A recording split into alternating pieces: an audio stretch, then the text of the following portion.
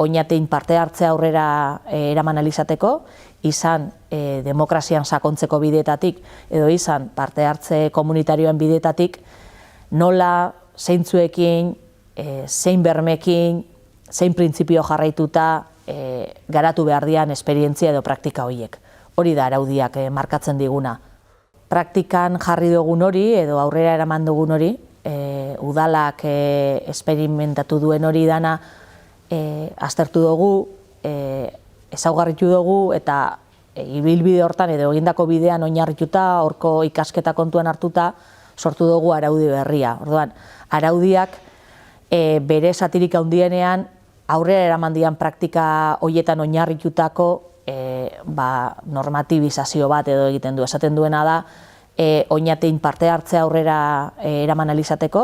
Azken urteetan martxan jarri diren esperientzia edo praktiken artean, parte hartze komunitarioa edo artikulazioa, komunitarioaren artikulazioa bilatzen dituztenen artean, aipatu daitezke Eltzia herri sormenaren etxea bezalako egitasmoak, eraikin bada eta egitasmo bat bere horretan ere, hor dago ere baita udala eta herriko beste eragile batzuen arteko lankidetza egitasmoak, hala nola izan daiteke pakeleku edo nagusien etxea, hor daude ere baita baratze ekologikoak, orain martxan jarriko dugu ere baita emakumeen etxea prozesua, eta ikusiko da zein formartzen duen, baina baliteke ere lankidetza oinarri izatea, edo gako horietan edo logika horietan planteatutako egitasmo bat izatea.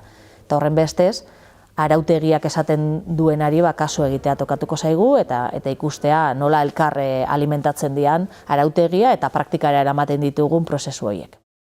Helburu bat argi edukitzea edo helburuak argi edukitzea oinarrizkoa da.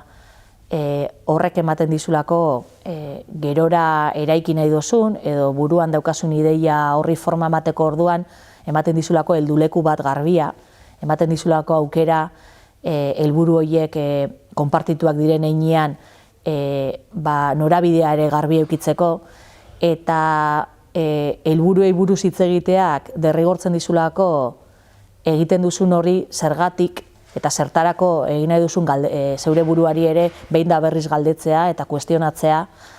Eta askotan iruditzen zait oso gainetik pasatzen da urrats badala, denbora gutxi daukagulako edo presakari garelako, edo eguneroko lanean beste gauza batzuk ito egiten gaituztelako, baina helburua garbi edukitzea niretzat inbertsio bada edozein proiekturen aurrean.